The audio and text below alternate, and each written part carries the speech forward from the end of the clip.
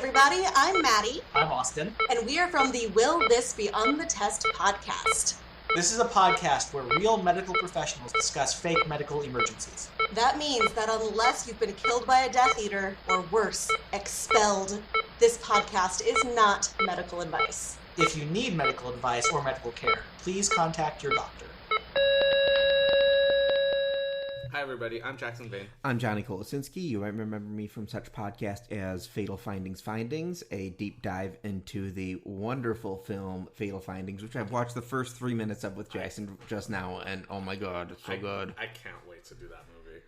This is Hi Everybody, a Bad Medicine podcast. Every week we talk about what Hollywood gets right and wrong about medicine and how the body works. You can find this podcast online on various social medias at Hi Everybody MD and at hieverybodymd.com. You can also reach us at our hotline at 530-DOCTORB. And what's B this week? The B stands for Burt Macklin, FBI. Yes, because we are doing Parks and Recreation this week.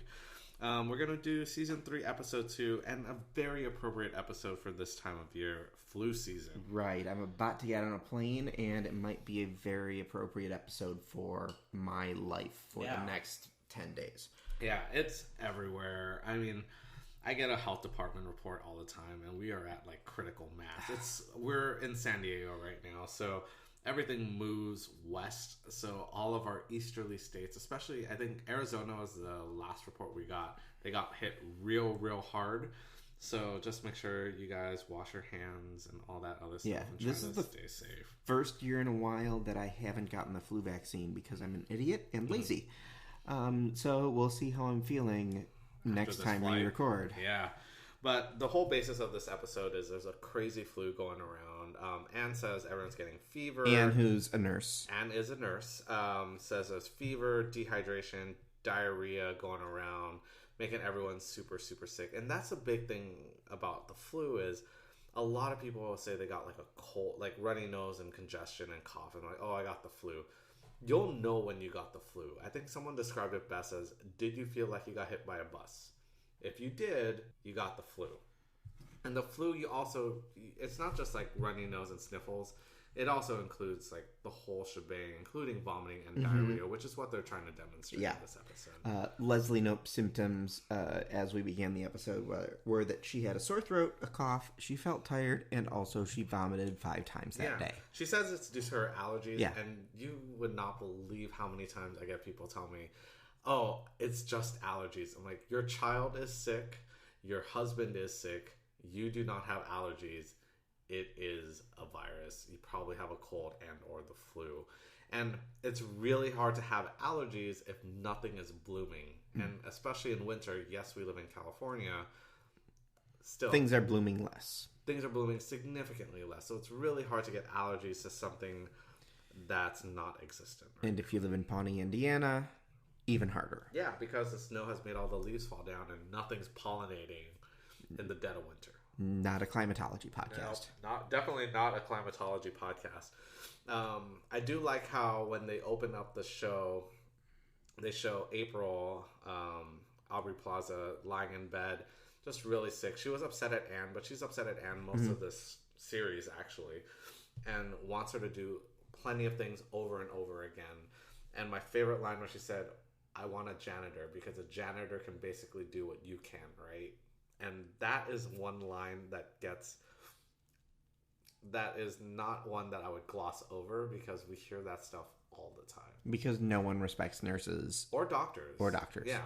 They want someone who looks older. They want someone who will do what they want because they've done their research. They know way more than you do. Because they've seen multiple episodes of Dr. Phil. Correct. And have the WebMD app on their phone. They don't just go to the website. Dr. Phil would be good if they want to talk about their feelings. Dr. Oz is the one that they would watch if they want some bad medical advice or which supplements to use. And then the doctors, if they watch that, which is also another daytime show, is how to fix their sex life. Oh, and we learned this week, Goop is coming to Netflix. I don't want anything to do with that. Oh, yeah, bad news. We're going to be talking about it. I know. I mean, thank you for giving us more material for weekly episodes. Because that's what we need. But you're going to break me with that one, I think. That one might be the one that might break me. So I have a question about Anne. Mm-hmm. So obviously the premise of Parks and Rec is that they're doing a documentary because that's how they get to have the asides. But we open with Anne talking specifically about her patient. Yeah. Would that be something that April could opt into? It's super HIPAA not okay. Right. But I think the way they work around this is April is a willing participant in this Right. quote-unquote documentary. So it's okay for them to talk about all this stuff if April's fine with it. But April already implied consent that they're part of this whole thing. Okay. I think it's also funny, kind of sticking on the topic with April, is how she keeps buzzing the buzzer. It's really hard to keep buzzing that buzzer. You buzz it once, it goes to a relay center that tells us which bed is buzzing. The more times you push it, it's not going to buzz that much more. It just says that it buzzed off, and then we'll hear the beeping in the front, and maybe the nurses are doing stuff or the doctors are doing stuff. We're not going to get to it any faster if you buzz repeatedly. Would you know that someone was buzzing repeatedly? Or would it just look... Would it just be like the call light? It's like the call light on an airplane. The light is on or the light is off. Correct. And you know what else makes this work really fast too? Standing outside of your room going, how much longer are you going to take? And can you come over here now? Makes this work real fast. I mean, it's like... I hate to say it, but a lot of medicine is slowly becoming like this kind of retail industry. Or no, not retail. Customer service. Yeah, and we try our best all the time, but being mean definitely doesn't... It doesn't get you faster service at Red Robin, and it doesn't give you faster service in the ER. No, and that kind of makes me really sad that people treat us kind of like that. I know I'm not supposed to bitch and moan about it, but it is upsetting at times. And all we want is just to be treated with the same respect you would give anyone else. You want everyone in and out as quickly as possible, but because they are healthy. Yes. I will make sure to get you out as quick as possible, but only out safely. And I will tell that to every family, is that my job is to make sure if I send you home, everyone sleeps tonight, including myself as the doctor, because if I'm staying up all night making sure, or worrying that I did something wrong or missed something wrong, I did something wrong. So I will go back. So that's like a little side note on that part. Did you take a bunch of emergency before your flight, or are you going to take a bunch of emergency? I probably will not, because I'm aware of the fact that vitamin C is water soluble. Yep. And so you can eat a couple oranges and have just as much of an effect. Yeah, and also people say zinc can protect it a little bit. I think there's a theory that if it's in your nose, it'll encapsulate any cold virus and then prevent you from getting infected by it. It doesn't work. I think that's the premise of airborne. Not going to happen. Or Zicam. Zicam's the one. Doesn't work really well. And I think Leslie was pounding a bunch of emergency. She was literally eating it like, what's the Fun Dip? Fun Dip or Pixie Sticks? Yeah. Yeah, she was just dumping it in her mouth, just trying to get it to work. And that's not going to do anything. Really, the best way to prevent you from getting sick is hand washing. That's why we have hand sanitizer everywhere. Like, just wash your hands and keep it clean. What about quarantining your sick office mate? Your sick office mate should not be showing up to work. What about we living in the United States and it's the beginning of the year and people don't have sick days? Ooh. I mean... not really a healthcare politics podcast, but someday. But yeah, you shouldn't be going to work, but I'm not one to take my own advice, because I've definitely shown up to work way sicker than I should be. And, it's kind of the thing. You're trying to power through and be that tough person that you can get through it. But Leslie was hallucinating. Yeah, Leslie was actively hallucinating. Yeah, and that's the big thing with fevers is sometimes you can hallucinate with it, but it does not cause brain damage. I don't know how much I need to stress this.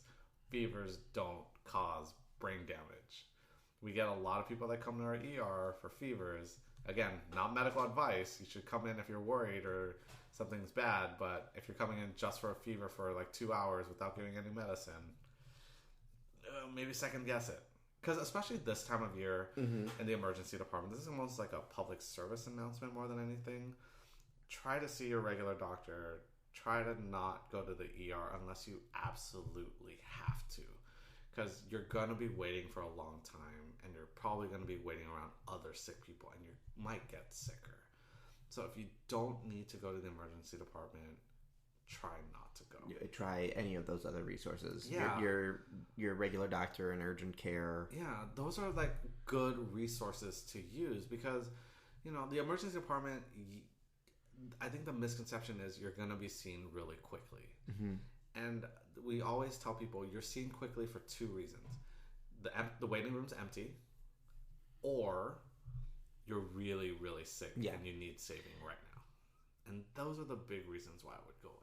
You're not prioritized based on how long you've been there. You're prioritized based on how much of an emergency it is. Yeah, I mean, I got called racist by an Asian family because I saw another family before them, even though the other kid wasn't breathing, and they only came in for a rash. Yeah, so, and for those who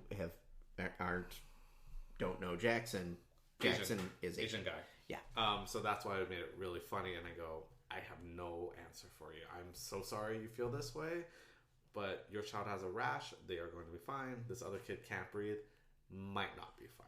So that's like the big stuff that I would say about, especially this flu season. That's an important message to get out is if you have just like a runny nose or a cough, you can wait a little bit.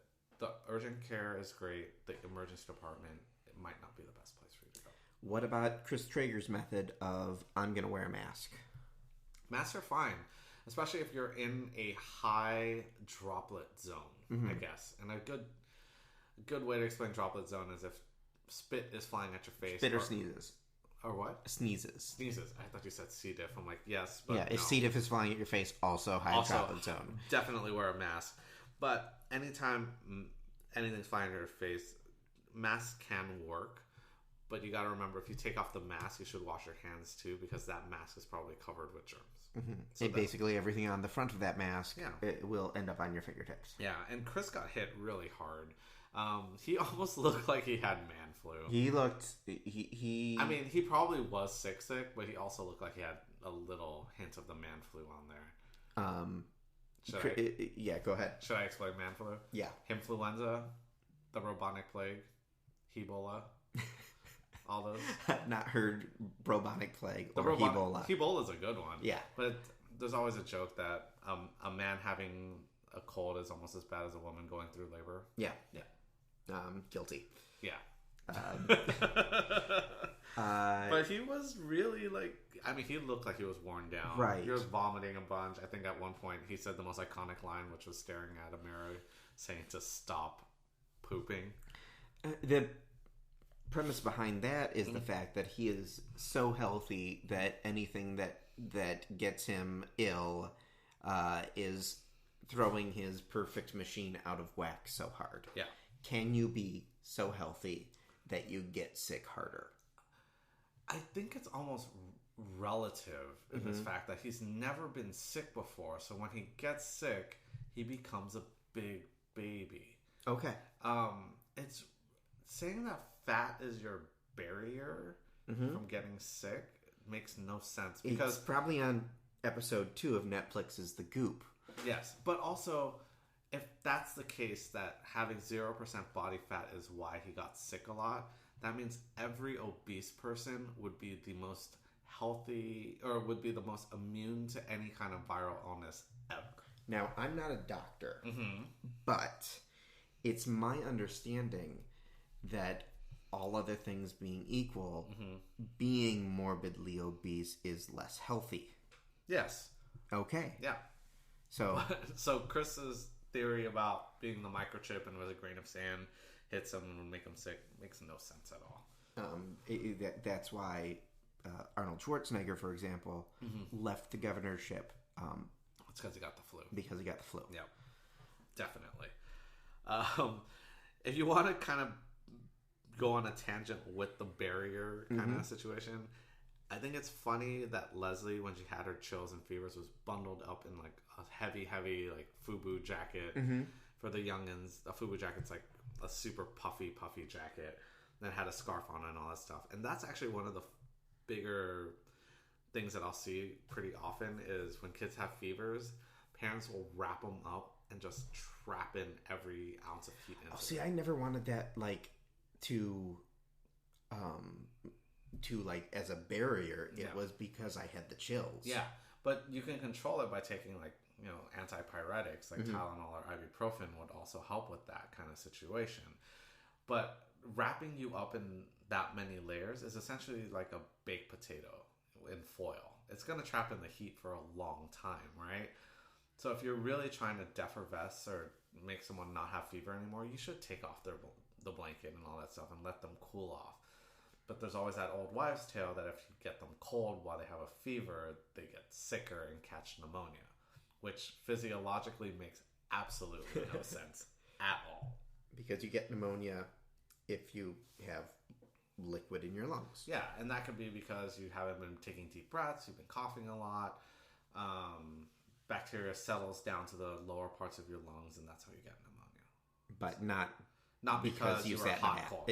You sat in a cool bath. Yeah, or went outside when it was raining. Right. Doesn't happen. So Ron Swanson, typical man's man, blah, blah, blah, blah, blah, hates hospitals. Yeah.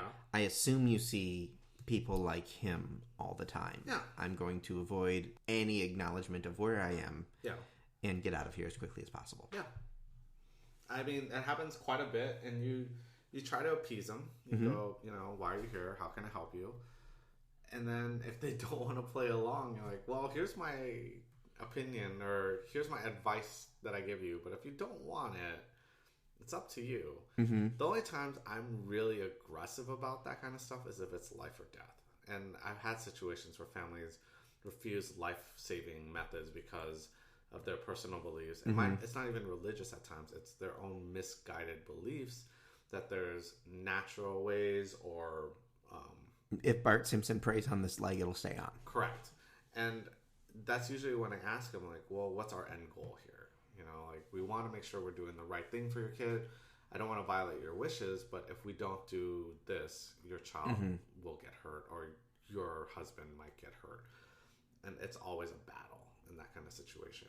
And it's hard because you know what you should be doing, right? But they're also so rooted in beliefs that they want that to be done. And sometimes you'll hit an impasse where it can't be crossed. And unfortunately, we are at a point where everyone can find information that supports their own view. That supports their own view. Yeah. For example, listening to podcasts, great way to think they're educated. Hosting podcasts, even better way. I mean, yeah, I have to do research for every episode, at least a little bit, just to make sure we're all talking about the right stuff, because the last thing I want to do is give the wrong information. I just make sure that all the knives on the show are okay. Call back to the last episode, week. I think it's kind of interesting how Anne was able to determine dehydration on people very quickly. Yeah. It was just by taking their temperature. Not accurate? No. I mean, Leslie having a fever 104.1, and she immediately goes, you're dehydrated. But if everyone was dehydrated in this episode, how come no one had an IV? Okay. Right? So they would... What would be the way that they would determine that then? Usually it's like... It's vital signs. So you take their pulse, your blood pressure, and all that stuff. But other things too. You look at their eyes, if they're sunken in. You look at their mouth. Do they have cracked lips? Does their tongue dry? Is their mouth dry? You can push down on your fingernail bed and see how fast the blood comes back. If it takes more than 3 seconds, that's usually a good indication that you're pretty dehydrated too. Okay. So those are big things that you can do as well to help. But everyone who got admitted into that hospital got some kind of flu medicine to make them feel better. Yeah, right? Generic flu medicine. They only called it flu medicine. Yes. I mean, I would assume it's Tamiflu, which is also Tamivir, if I don't want to use the brand name. But that works. Usually, you want to use it in the first 48 hours. Because Tamivir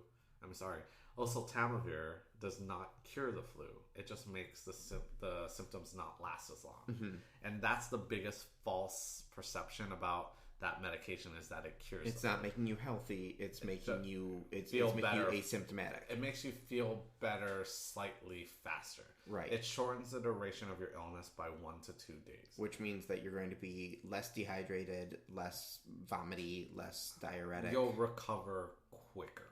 I guess is a nicer way to say Okay. it. But it won't cure you. Will it make the peak of illness less? Not always. It'll just make you not sick for as long. Okay.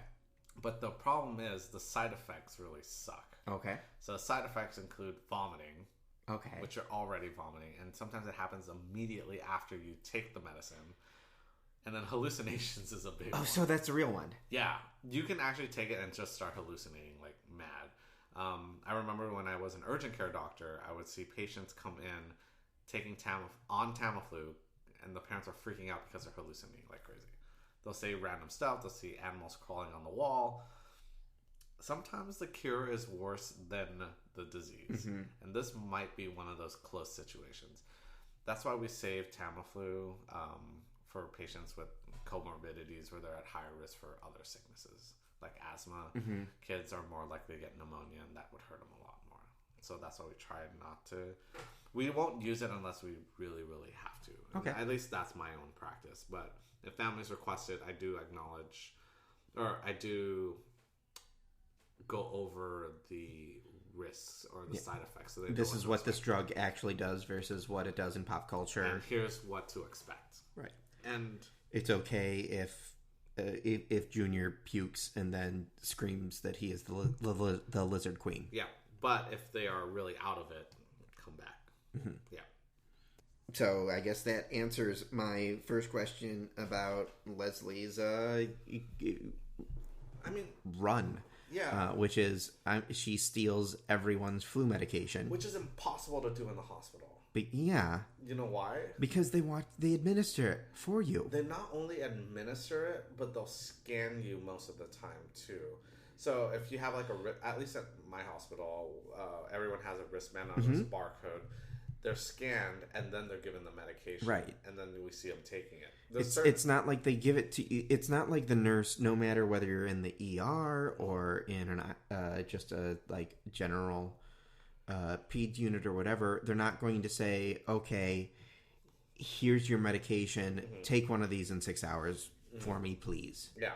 I mean, there are certain situations where we will trust the family or trust the patient. We'll take it once we leave the room because they might be upset or crying or whatever.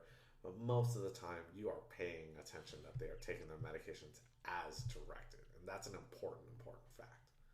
Because, as House says, patients lie. It's not just House, it's all of us. I don't trust any patient. Trust but verify is probably a nicer way of saying it. I don't believe everything 100%. I have to see it and have proof. Also because patients might not know 100%. Like, might not be consciously, not obviously not about taking their medications, but of what their symptoms actually are, what they actually mean. Yeah. Which, speaking of patients that are hard to deal with like that, with her taking medications, I relate with Anne so much this episode. Yeah, with her dealing with both April and Leslie and Chris. And Chris, yeah. Because she at one point said, I'm going to go in the closet, vent my frustrations by snapping all these tongue depressors. Like, that is super relatable. Is that the real reason they cost $200 a pop?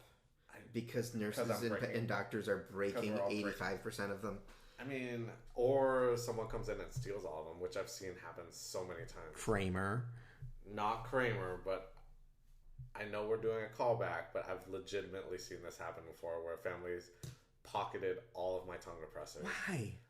I don't know. They said, oh, aren't these free? I'm like, no, not for you. Like, I don't know what they wanted to do, but they stole all of my tongue depressors from like one of my rooms. We just went to Michael's. They would have been so much cheaper there. Also, they're not individually wrapped. So it would have been so much easier to deal with in that situation. But I would give anything to do what Anne did at the end of her shift. Which is? Basically cussed out April. She literally counted down the seconds till her shift ended and said, okay, now that I'm not Nurse Anne, you're being unreasonable, you're being unpleasant, I don't get it, and also you should get back with your boyfriend. Yeah. Isn't this essentially the Borders bookstore deal? Yeah. So I was telling Jackson a story before we recorded today of when I worked at Borders Bookstore as they were going out of business, and we had a different manager for the liquidation because we were owned by a different company. We literally got one FU to a customer because it was an unreasonable situation. They were not normal customers, and they didn't care if they ever came back. So everyone in the employee of the manager that I worked for was able to say FU once with no repercussions. You would have no idea how much people in the healthcare field would wish for one card. Like, it doesn't have to be like maybe once a year, just like one card, and just use it. I'm sure most of us would have used it already, and we're only in the like. It's January 6th as we're recording. We're not in the second week. Yeah, like people would have been using it already. That card would have been destroyed at this point. But that is one of those things that we always try to keep our composure. But man, having that FU card, oof. Would you, if it was someone, so let's say it's similar situation. Sure. But let's say it's me. I'm, for some reason, in a pediatric ER, which is issue number 1. Yeah. And I'm totally discharged. Everything's hunky-dory because I was there because I was being unreasonable. Sure.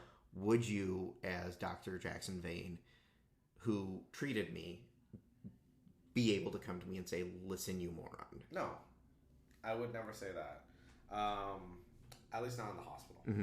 Outside, maybe, but in the hospital, it's professional time. Right. Even if I'm off duty, it's always going to be professional time because other people are watching at all times. Other patients, other parents, nurses, nursing administrators, CEOs, who knows who's watching me. So I'm always on my best behavior at work. Outside of work, if you were my friend and I had to talk to you afterward, I'm like, look, maybe this is not the right thing to do. And I've definitely told that to some patients. And I go, you know what? You're a little too old for my ER. But let me help you realize when you need to come here. If you really need to, we're here to help you, but I need to send you to a big person doctor, and you should really be seeing a big person doctor. I actually do use those terms, big person doctor. But I would never, ever cuss someone out in a work scenario. I've been, me personally, I've been sworn at, called like a punk. I assume almost every shift. Probably, and now it feels like it at times, especially when it's getting busy. It definitely happens a lot more. But I just have to be professional. I've had parents call me a punk ass bitch and walk out on me telling me I'm not a real doctor, and all I could say is, "Okay, bye. Nice talking to you. I'm sorry you feel that way," but I document all of that stuff down. I have to be the bigger person always, and I think Anne kind of losing her cool, though that is all of our dreams to do at some point, we can never do it. Okay, unfortunately. What about the actual reaction to a patient disappearing? Oh, that would freak me out. Especially, I mean, we get that happening. We've had that happen before where a patient would just run away. I've had parents who just take their kids and leave. So unless they are in a life-threatening situation, sometimes you just have to let them go. Referencing Leslie Knope, taking everybody's drugs and wandering off. Leslie's a different situation because she was admitted. Right. And usually if you're admitted, that means you were sick enough that you couldn't go home in the first place. So if I was one of the staff on there and I learned about that, we'd be calling the police because they ran away, and we got to find them because we got to make sure they're fine, because you don't know if they're dying or in a ditch somewhere. Right. So you actually have to call the police to look for this patient who eloped. So she wouldn't actually have the opportunity to make it to City Hall and give the speech of her life. I'm sure she would give a speech at City Hall and the police would be there going, hey, shouldn't you be in the hospital?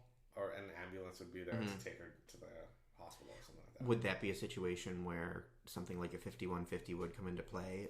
No, because even though she's acting at risk to herself, it's not a mental health risk.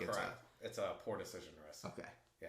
Or just people are allowed, or at least finding them, making sure they're fine, and telling them like, "Hey, shouldn't you be in the hospital?" And they're like, "I feel fine. I don't want to go back."